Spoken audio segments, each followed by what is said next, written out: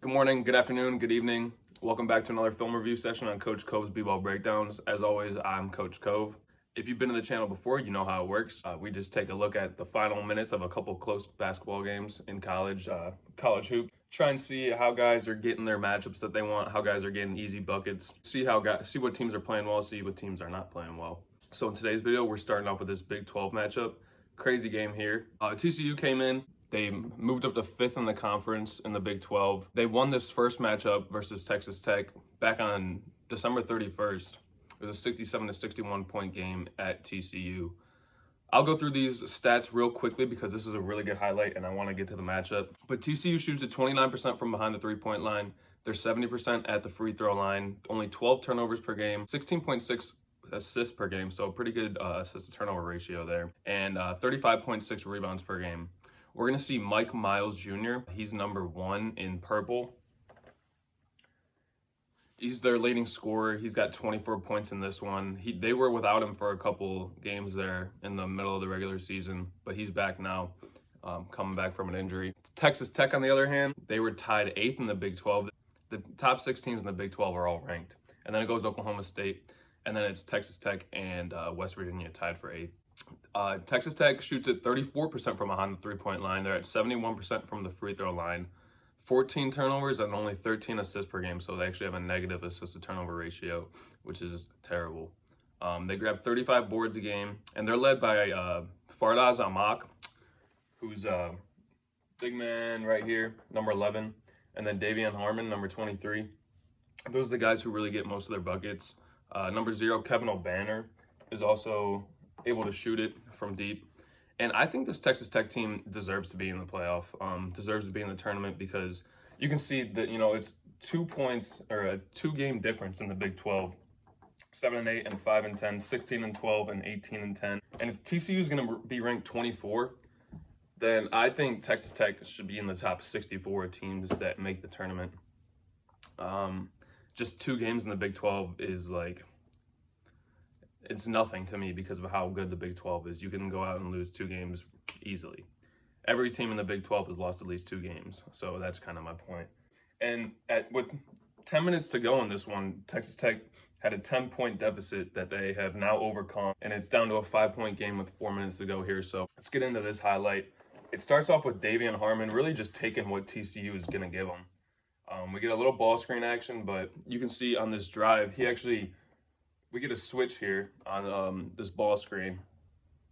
Here comes the switch. It's actually on the re-screen, but now we have the switch. So when Davion Harmon drives, he actually pulls Mike Miles off of Amak. He pulls his initial defender back off of the guy that he switched onto. And like I said, just taking what he gives him, staying patient with the ball right here, and delivering a bounce pass to the open guy on the block. Big bucket here for Texas Tech, and a good use of the bounce pass to get the ball to Amak on the block. So like I said, they're going to have the ball in Mike Miles' hands a lot here down the stretch.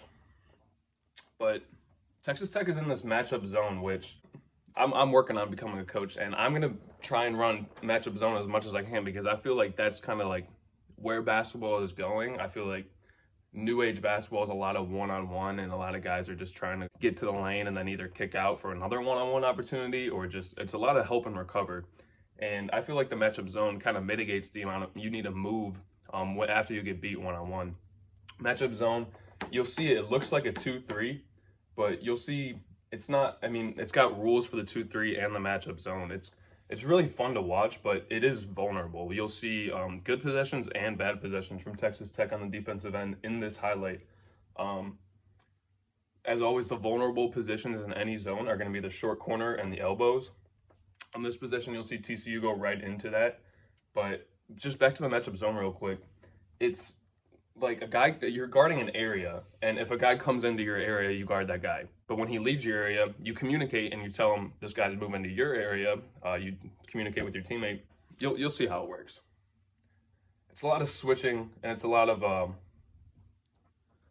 switching. It's a lot of communication. So like I said, in the zone look, matchup zone, 2-3 zone, 1-3-1. You go high, low, high all day long. Try and get into the elbows and the short corners and go back and forth, because those are the vulnerable positions. We got a 3-out, 2-in look for TCU, which is a good thing to run against the zone. 3 guys on the perimeter, 2 inside.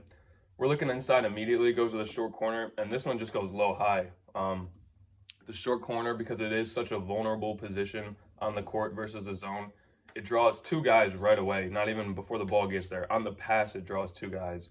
And you can see the other Texas Tech defenders are all looking as well. But here is where the ball is going, because these 2 guys are now out of position and we got no one back home to help. And it turns into an easy bucket there for TCU. So Harmon's coming down the other end. We get another like staggered screen sort of look again. Here comes the switch, same sort of deal. But Mike Miles is able to get back.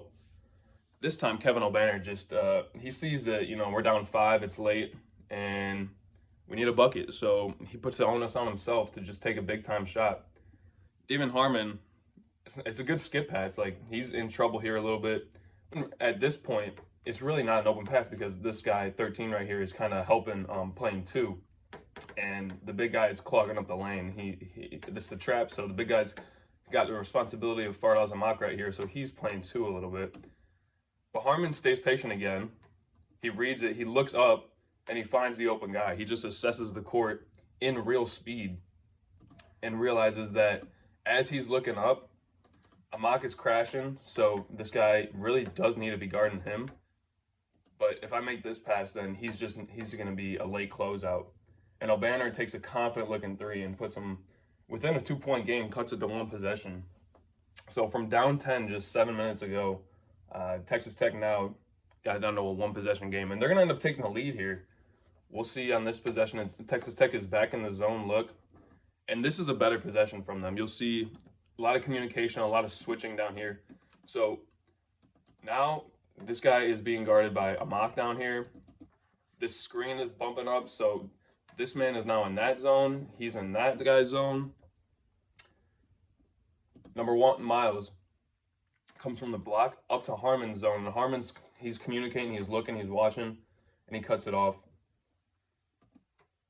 We got a runner on the baseline for TCU. TCU, I'm guessing that Texas Tech has been in this matchup zone for most of the game, and TCU's had to find ways to get looks off of it already. So we're running the baseline out here, but you can see O'Banner sees him out there, but he can't just leave 21 uncovered. He's got to help him lock down here. So the vulnerable part of the court is this half of the court right now. Now the vulnerable part of the court is the short corner. We get in the elbow, and boom, high-low. It's tough because you can't let guys cut in front of your face. That's the thing in the matchup zone. You have to talk, and you can't let guys cut in front of your face. This time, Kevin O'Banner, pretty much, Damon Harmon is trying to get out to the perimeter because he feels that the guy on the perimeter is his zone. He's at the top of the zone. So Damon Harmon feels that Mike Miles is his responsibility, and he's trying to communicate to Kevin O'Banner that the cutter is his man. You can see right here. Harmon saying, I got perimeter, you got this guy, but this is a dangerous spot to have the ball in the court, and it's just an easy high-low if this guy isn't going to get guarded, and that's exactly what happens. So we'll watch it one more time in real speed. It's just miscommunication between 23 and number 0 right here. O'Banner lets him cut right in front of his face, which you can't let that happen in this defense matchup zone that we're playing. So Harmon's got the ball. He's bringing it back up. Possession's initiated with a Jalen Tyson ball screen, but then Harmon runs off a mock and gets the switch again for the 3rd possession in a row. This time he goes right at the larger defender, number 21. That's Jacoby Cole right there for TCU. And Harmon's got the advantage. He's got a smaller size, and he can stay lower to the ground. He's quicker off the dribble, and he just beats him with his first step. It's kind of a lull you to sleep, fake left, and then just first step off the dribble. Go right to the backboard and get your bucket. So Texas Tech is back in the zone. You can see the communication happening down here as he comes down from the corner. Amak is going to be guarding this man because it's a matchup zone, and once this man is coming into his zone, that's his man. We got Kevin O'Banner down here. He's now guarding 21 because that's the man in his zone, and he's communicating to Damian Harmon that this guy's coming up and that Mike Miles, number 1, is becoming your man. So we'll just see that action in real speed again. It's switch that, switch that. And like I said, that's why I really like the matchup zone, is because you don't get beat as much off ball action. And it's not as much as a help recover sort of situation on the off ball action. As long as you communicate and as long as you can keep guys from cutting in front of your face and keep them in front of you. This time we forced a tough look from the short corner. You'll see that it goes into the elbow, but we got a mock here. Defensive positioning is pretty decent on this possession. It's almost man at this point. We're 1-2. We're kind of manned up. Pop Isaacs, number 2. He can get out here on this closeout should the pass go there. But it's decent ball pressure from a mock, and Pop Isaacs actually might even get a hand on it here because the pass goes a bit over his head. And it's just out of tempo, out of rhythm, the whole possession here for TCU. And now you give Texas Tech an opportunity to take the lead on the other end. So David Harmon's going to bring it up, and he's going to find Jalen Tyson, and it's just another confident shot in transition, kind of beating this TCU defense down the court. They don't get a chance to really match up. No man's land, not communicating, I would bet. No man's land right here, though. There's no one guarding Tyson. We beat the defense down the court and take a transition 3, which is obviously a lot of times one of the best opportunities to take a 3, because you're going to get an open look like that if you can beat the defense down the court. And another reason that the transition 3 is a good look is because you often have guys under the hoop ready to rebound in transition who have also beaten their guys down the court. Back in the matchup zone now, and you can see it's when you swing the ball quickly, it becomes difficult to stay in front. TCU is going to move the ball. Yeah, so when you swing it becomes difficult to stay in front. And at this point, the vulnerable position is this short corner look right here. And even the opposite short corner is vulnerable just because of where the offense has the ball. It's a 3-out, 2-in look. The short corners are vulnerable because the ball is on the elbow. But this dribble left kind of, it pauses Obanor right here. He's dribbling left, so he's dribbling at Miles, and Obanor doesn't know if he needs to get into help. Obanor doesn't know if he's going to get beat and he needs to get into help, so it's almost, he kind of freezes, and you can see he's definitely flat-footed right here. And Mike Miles just reads him and goes for the backdoor cut, and the pass is made without hesitation, and it's delivered on time in rhythm with the bounce pass. It's just a hard play to stop, especially in the zone like that. So this possession is initiated with a mock ball screen, and we get the switch again for the 4th time. Harmon stays patient, stays low. He's assessing. He's got his eyes up. He's reading the defense as he's trying to figure out what the man in front of him is doing. We got options. The wings look pretty open. But Harmon gets deep, and he draws a lot of guys. Look, he gets 3 guys pretty much off of their feet with 1 pump fake. Because he's staying patient and he's staying low, and he doesn't know what the defense doesn't know what he's going to do with the ball. So as soon as he pumps up, they think he's going to shoot it, and they get 3 guys. So Harmon gets an easy look at the rim, but yeah, he smokes that layup, and he's really going to want this one back because it's an easy look. He's really going to want that one back. It's difficult because he kind of goes off of his left foot, and it's just an awkward sort of shot. It's off of his left foot with his left hand, and it just comes out. He short arms it a little bit. So that's a tough one for Harmon, but he's going to get it back on this defensive trip right here. He's going to get it right back, and I love it. We're in man now. You can see we go man on this possession. So that's the giveaway right there, is this guy's coming all the way across the lane. He wouldn't do that in the matchup zone. So we get initial ball screen, and now Harmon is sort of beat off that look. He gets sort of beat off this ball screen because he doesn't go over it. He gets pinned. It's a good screen. He goes for the pocket pick, the wraparound, but he isn't able to get it. So now a mock's guard 2-on-1. These guys have to help because it's 2-on-1 in here. So guys are open on the wing. But Harmon's going to read his man who kept the ball, Mike Miles. He's just going to continue reading Miles the entire trip, even though he got beat. He's going to read Miles, and watch him. He knows that, as he's reading the possession, as the play is going on in real time, it turns out that Miles is going to leave his feet, And this becomes a much harder pass to make because of how deep he got in and the fact that he left his feet. So Harmon jumps this pass lane. He just reads it like a cornerback does to a quarterback rather. He reads it like a safety does to a quarterback, and he reads it in real time. He recognizes that Miles is super deep here, and if he's gonna pass, that this is gonna be a hard pass to make. Once he leaves his feet, it's pretty much over, and Harmon's there to get the steal. So a tough look on one end turns into a steal, and now I don't know. Texas Tech with 20 seconds left, it almost looks like no one wants to take the shot.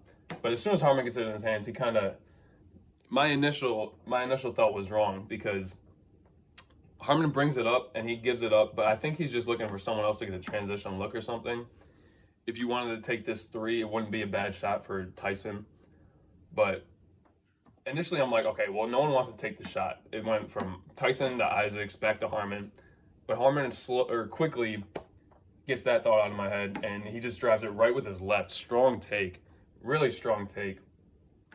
TCU just not able to stay in front of the quick first step. He beats him on the first step again. Look how much space he creates just off this initial left-hand dribble. He goes from right and he pushes it with his right and he goes left. He pushes it with his right hand and he goes left. Boom. Now there's no one in front of him. Miles isn't even looking. He's trying to get this switch because he feels undersized, and the TCU defender number 5 is out of position on this ball screen. He was going for the hedge. He knows Harmon can shoot it. He was going for the hedge, hoping that this guy would be able to go over. But Harmon he kind of makes a move before the screen even gets there. Takes him off the dribble, takes it all the way in, and gets it to go off the glass. Big time bucket there. So Texas Tech has the lead here with 10 to go. And we get a timeout call on the opposite end. Texas Tech calls timeout. So TCU's bringing it up. 10 seconds ago, they need a score to win it. They're going to have a chance to win it. For Texas Tech on this inbound, I don't understand whether or not we're in man or when we're in zone. Because if you watch this guy right here, he goes to guard the inbounder, and it looks like, I believe we're in zone. But Mike Miles is being face guarded. So I don't know if that's why the possession doesn't work for Texas Tech on defense. Is that we went matchup zone, but we decided to face guard their best player. Because then we're automatically beat. In a zone, you need multiple guys to guard multiple people at one time. That's the point of the zone. Make them just have a sort of sphere of influence. Even if you're not fully guarding someone who doesn't have the ball when they're in your zone, just by denying a pass or being aware of guys around you, that's the kind of the point of the zone. I believe Texas Tech is in their matchup zone, but they're face guarding the best player for TCU. And that is quickly a recipe for disaster because you can see it's not Harmon. It's 22 right here, and I apologize. I don't know the name of this player. He's just checked in for this defensive possession. Either way, he's hitting Jacoby Coles right here, but then he goes to guard number 10. And Jacoby Coles just cuts right to the hoop because Davian Harmon's face guarding Mike Miles. There's no one to take Coles. Vulnerable position on the short corner against the zone. Amak isn't really paying attention to this cutting guy, and he's late getting there, and he commits the foul.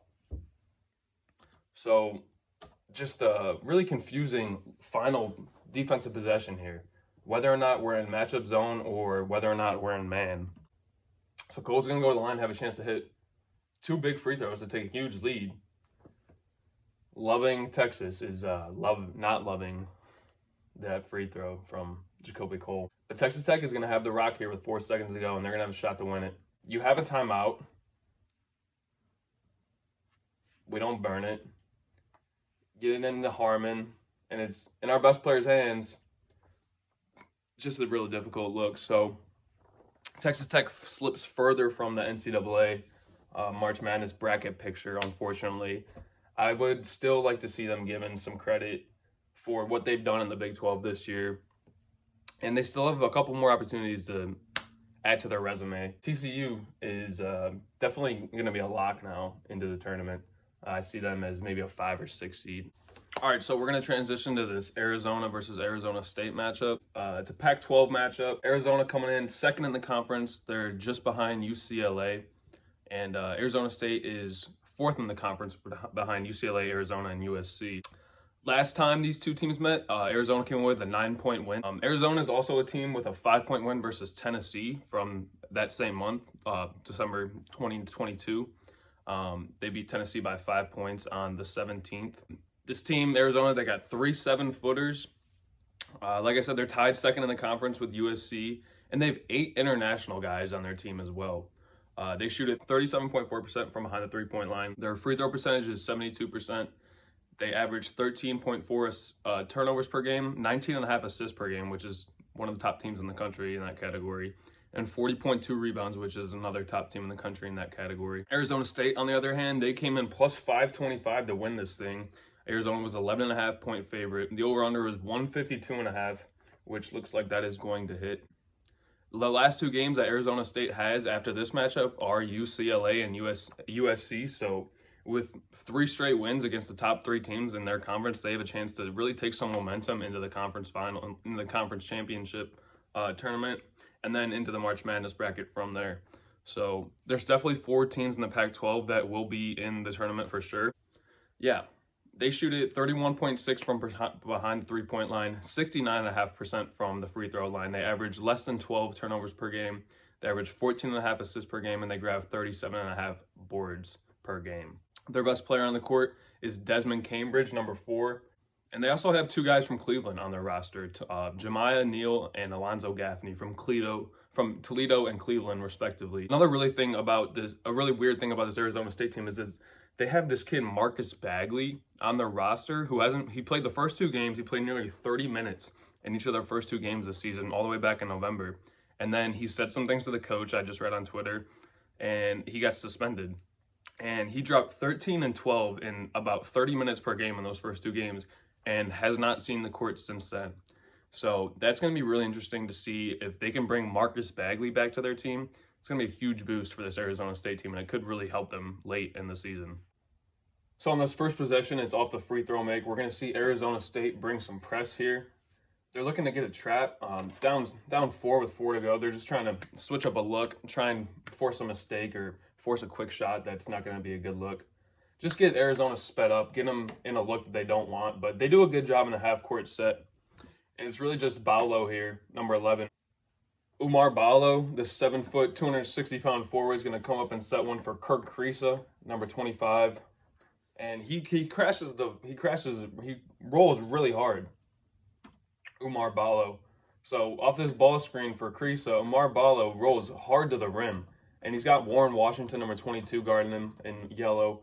But as soon as he gets to the block, he's got Warren Washington.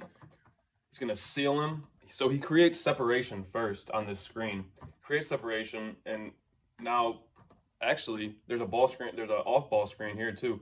So Ballo sets it, but then it's right here. This little bump gets Washington out of position. So the lob look is actually there. If this is an NBA game or an NBA guard on the wing right here, it might be a lob look for Ballo, but instead we swing it, and now Ballo's got the seal because of that separation and this contact that gets made here. It's an easy seal for Ballo.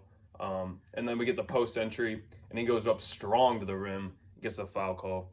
These dudes, Umar Ballo, number 11 right here, and number 22, Warren Washington, I gotta imagine they've been going at it all night. They're fun to watch down here on the block. It's really just competitive basketball, physical basketball, and the foul actually comes from Devin Cambridge, number 35. So Devin and Desmond Cambridge Jr., Devin Cambridge and Desmond Cambridge Jr., they're both from Nashville, Tennessee, all the way out here in Arizona State. Arizona State also has, like I said, number 5, Jemiah Neal from Toledo, and number 32, Alonzo Gaffney, who's from Cleveland. So they got a lot of dudes from all over the place playing for the Sun Devils down in Arizona State. Ballo's going to actually hit both these free throws, so it turns into a 6-point game with a lane violation on that missed free throw, so he gets to reshoot it. Lane violation just means like a guy stepped into the painted area during the free throw shot, which is a violation and it results in a reshoot of the free throw if it misses. So Arizona State's got Courtney Ramey, number 0, coming up. He's bringing the ball up. He gets a screen from Devin Cambridge, but that one doesn't go. So Washington sets one for Desmond Cambridge, who, like I said, is their leading scorer and their best player on the court. Courtney's getting a little careless with the ball, and it does get a little sticky here in this possession. We're just not really moving it back and forth, but I do like this dribble drive action because you'll see what it does is he comes hard.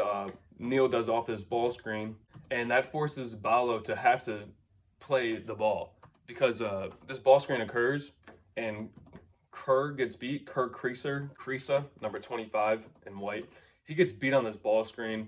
So Neal does a good job of attacking the rim and making Ballo have to play defense on him. And even though this isn't a good look, by attacking off that dribble, it forces Ballo to have to play defense, which puts Warren Washington in decent enough position to get this rebound. So in full speed, it looks like this.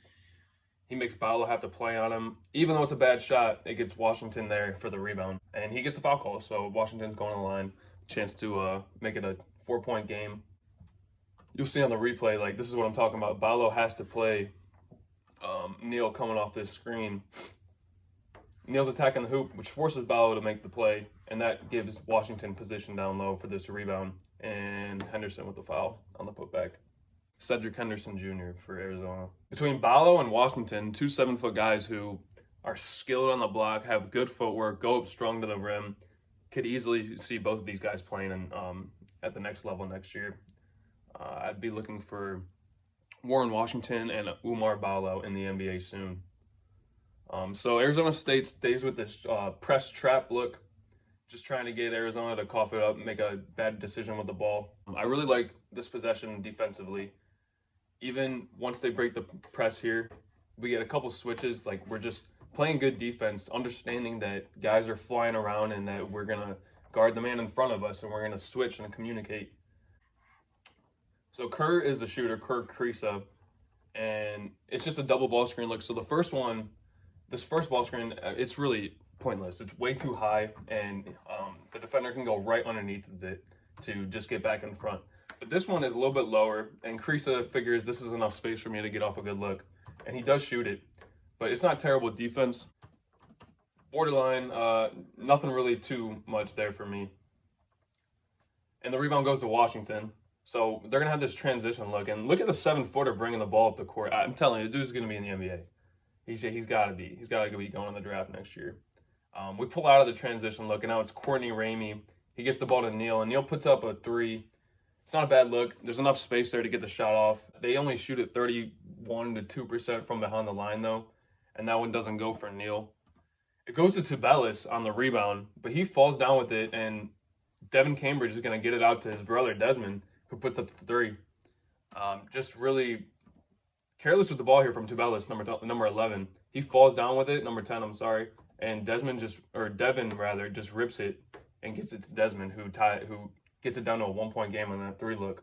So the lead is down to 1, and Arizona's going to burn a timeout. You can see this stat right here, 0-29 versus ranked, while coming in unranked for Arizona State into Arizona, 0-29. There's been 15 lead changes, 11 ties or something crazy like that. Crazy game here down at the end. And it obviously finishes crazily. This is Pally Larson. This is years of, athletic work, footwork, training, strength training, coming to fruition right here on this play. He just makes a quick read. This is mental first and then physical.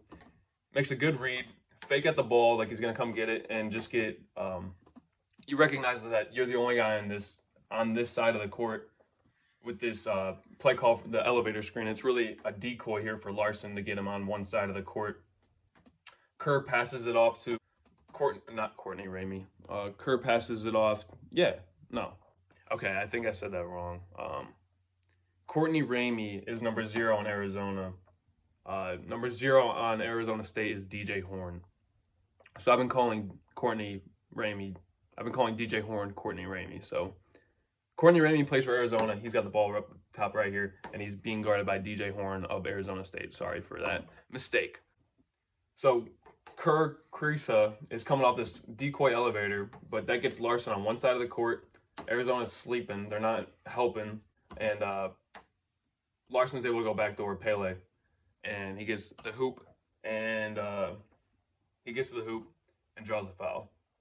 Devin Cambridge is going to foul out on that play, number 35. So we get Alonzo Gaffney in down here, number 32. Cleveland repping. Jemiah Neal right here, number 5. Toledo repping. We got 2 Ohio boys in this Arizona versus Arizona State game. Really fun. Lars Pele misses the front end, but he does get the second one to go. So it's a 2-point lead for Arizona. Coming down to the wire here. This Pac-12 matchup. This is DJ Horn, not Courtney Ramey.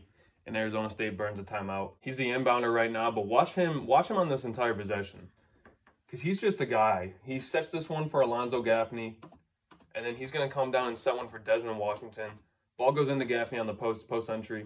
He's going to set it for Desmond, not Washington, and Cambridge. He's going to set it for Desmond Cambridge.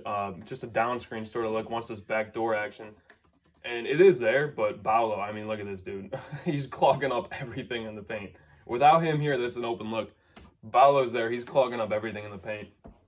So that look isn't there. What does happen, though, is Washington, who sees that Baulo is way off, he sets this one for DJ Horn, and DJ Horn rises up and hits a big shot. So apologies to DJ Horn for calling in Courtney Ramey, but it's a mistake, DJ. I hope you can forgive me. It's a good shot right there. Good ball pressure here for Arizona State this entire possession. It just, man, that's tough. That's a 7-foot, 260-pound dude coming up for the lob. And props to Alonzo Gaffney for getting there and jeopardizing himself as a poster boy for the rest of his life for Oumar Ballo. But he does get there and affect this shot. He can't believe they call a foul. I really don't know about that. There's a lot of contact and Ballo's down. With a minute 31, like if you're a ref and you don't call that foul, it's a lot worse of a situation for you. But good ball pressure defense. It's not easy, nothing easy, and Ballo just comes down real hard. He's playing hard and he's giving it everything. Yeah, I don't know if that was a foul or not because it almost looks like Ballo just misses it. He gets a little bit of contact, Gaffney does. You can't come down like that. Once that arm comes down, it's an automatic call, especially with 90 seconds in the game like that. Like I said, if you don't make that call, it's a lot more of a controversial play, in my opinion. But here's Arizona State off that DJ Horn 3. They got a lead now.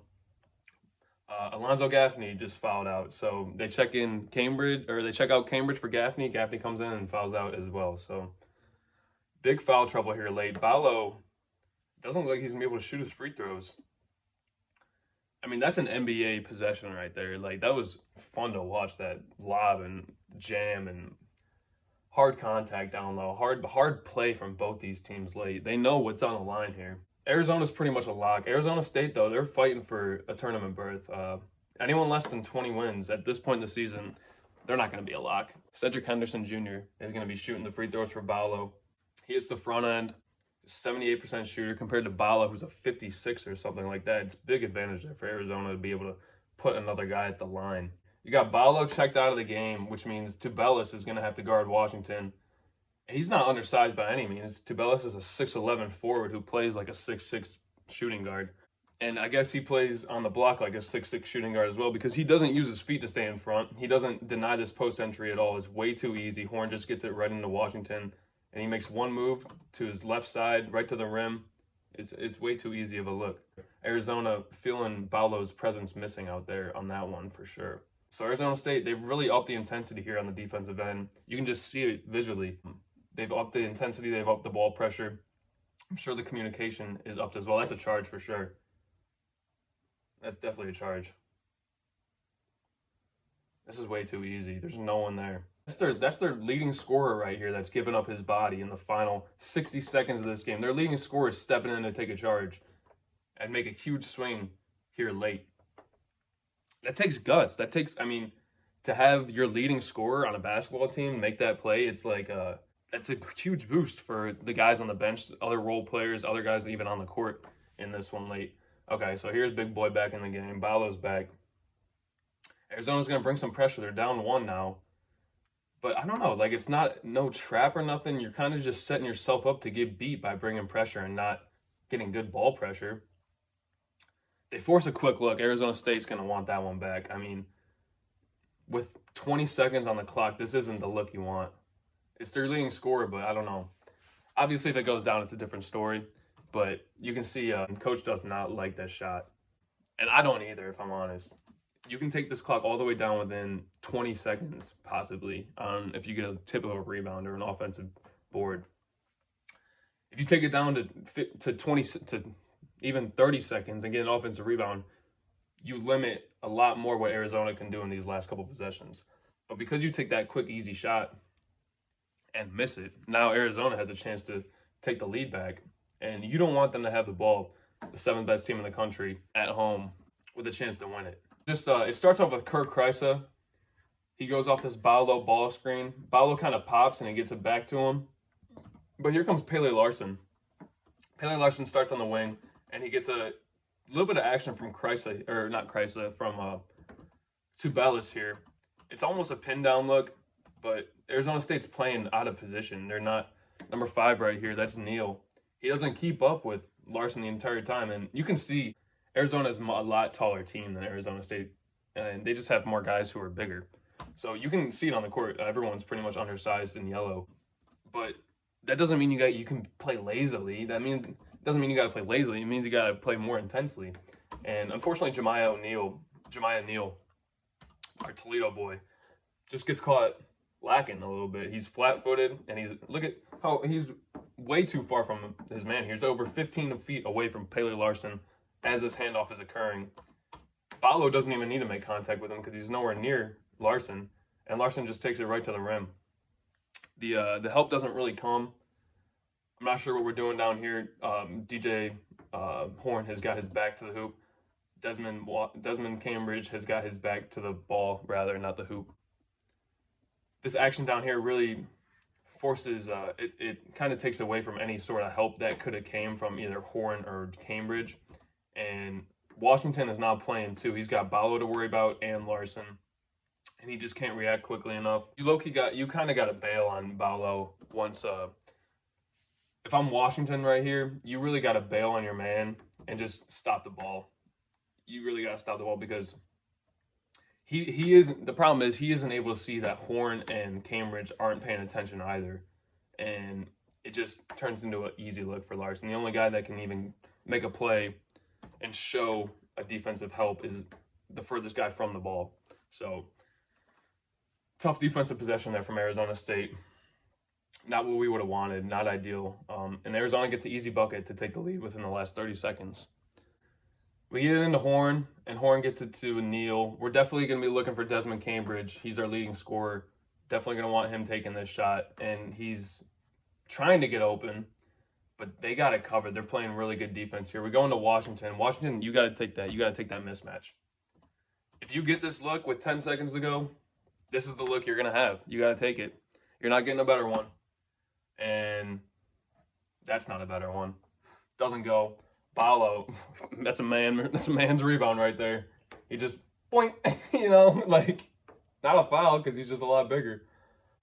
Let's just take one more look at this possession here from Arizona State. Looking for Cambridge the entire time, and we just never get it to him. It's good defense here from Cedric Henderson Jr. Running him off the three-point line, running him off these ball screens, sticking to him real close. And like I said, that's the look you got to take. Washington's got to take this on the block and go up, make one move to the hoop, and you got a bucket. You're going to have either a layup look or a foul call. And in a one-point game, that's exactly what you want. So I don't understand Washington's decision-making there to kick it out and go for a three. It's just not the best. We had a better look on the block. So I just don't understand it. I don't put that on DJ Horn. I mean, he had to take that shot with 3 seconds ago. Unless you pump fake and then you're really out of time. I put that one on Warren Washington. He's got to be more aggressive with the ball.